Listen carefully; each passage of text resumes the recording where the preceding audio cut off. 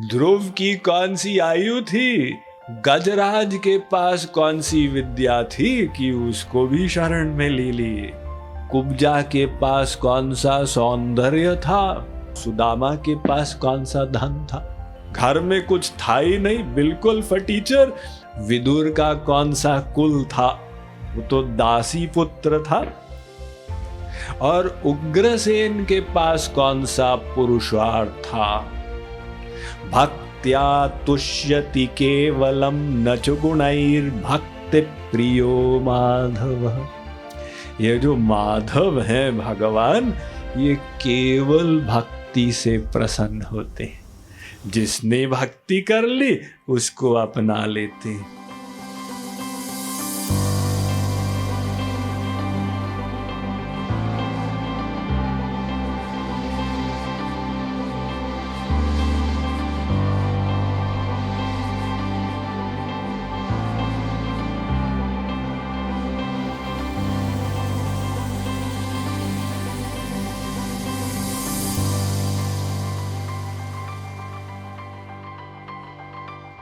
बत्तीसवां श्लोक। मां हि पार्थ व्यपाश्रित्य ये स्युः पापयोनयः स्त्रियो वैश्यास्तथा शूद्रास्तेऽपि यान्ति परां गतिम्। तो श्री कृष्ण कहते हैं, अर्जुन मेरी शरण में जो आएगा मैं उसको स्वीकार करूंगा। संसार वाले, समाज वाले भेद मानते हैं। ये स्त्री है, अबला है, ये वैश्य है आदि। भगवान कहते मेरी तरफ से कोई भेदभाव नहीं। मेरे लिए सब जीवात्मा है और सब मेरे हैं। देखिए, इसी प्रकार का सूत्र नारद भक्ति दर्शन में आया है। नास्ति तेषु जाति विद्या रूप कुल धन क्रियादि भेद।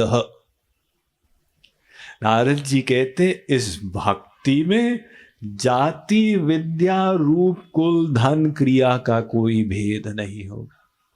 जो भक्ति करेगा एक प्लेटफॉर्म पे आ जाएगा। और अगर कोई भेद हुआ वो भक्ति के स्तर के अनुसार होगा।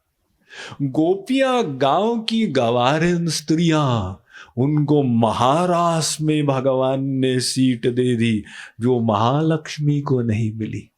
कस्यानुभावोऽस्य न देव विद्महे तवाङ्घ्रिरेणुस्पर्शाधिकारः यद्वाञ्छया स्त्रीर्ललना चरत्तपो विहाय कामान् सुचिरं धृतं व्रता। भागवत कहती है कि महालक्ष्मी को महारास में स्थान नहीं मिला, इसलिए वृंदावन में महालक्ष्मी का मंदिर नहीं है, बाहर जेतवन में। भगवान ने कहा तुम्हारी भक्ति ऐसी नहीं है जैसी गोपियों की है, लेकिन महाराज मैं तो रूपवती हूँ, कुलवती हूँ, गुणवती हूँ, आपकी अर्धांगिनी हूँ। भगवान कहते हैं उससे कोई मतलब नहीं। गोपियों की ऐसी निष्काम भक्ति है, उनको ऊंची सीट मिलेगी। भगवान कोई भेदभाव नहीं मानते, सबको स्वीकार करते। व्याधस्या चरणम ध्रुवस्य च वयो विद्या गजेंद्रस्य का। ध्रुव की कौन सी आयु थी कि उसको सीट मिली, 4 साल का लड़का था। गजराज के पास कौन सी विद्या थी कि उसको भी शरण में ले लिए। कुब्जाया किमु नाम रूपमधिकम किम तत्सुदाम्नो धनम। कुब्जा के पास कौन सा सौंदर्य था, वो तो कुबड़ी थी। संसार में भी कोई विवाह करने को तैयार न हो, देखने को तैयार न हो, लेकिन भगवान उसको भी अपना लिए। क्यों? क्योंकि कुब्जा की भक्ति थी। जो भगवान भक्ति देखते और कुछ नहीं देखते, उनको और किसी चीज से मतलब ही नहीं। सुदामा के पास कौन सा धन था, घर में कुछ था ही नहीं, बिल्कुल फटीचर, लेकिन भगवान स्वयं उसको ऊंचे आसन पर बिठाकर उसके चरण धोए। किम तत्सुदाम्नो धनम वंशः को विदुरस्य यादवपते रुग्रस्य किम पौरुषम। विदुर का कौन सा कुल था? वो तो दासी पुत्र था। और उग्रसेन के पास कौन सा पुरुषार्थ था?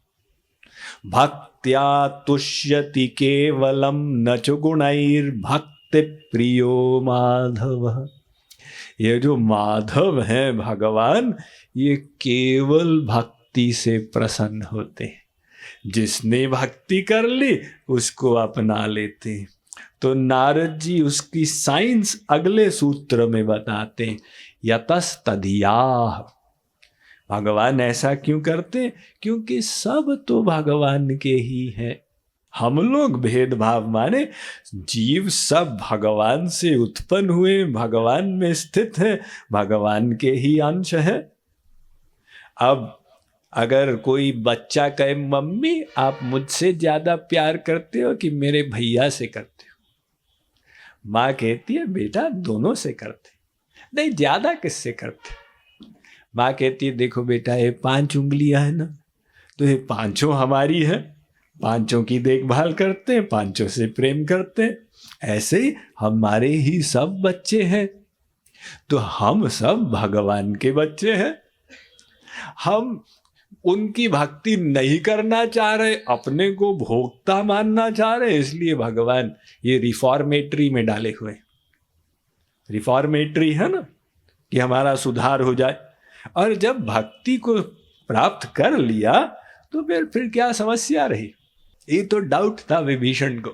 जब विभीषण लंका त्याग के आ रहा था तो उसको डाउट था, अरे मैं तो राक्षस कुल में पैदा हुआ और जिस रावण ने जगत जननी का हरण किया मैं उसका भाई हूं।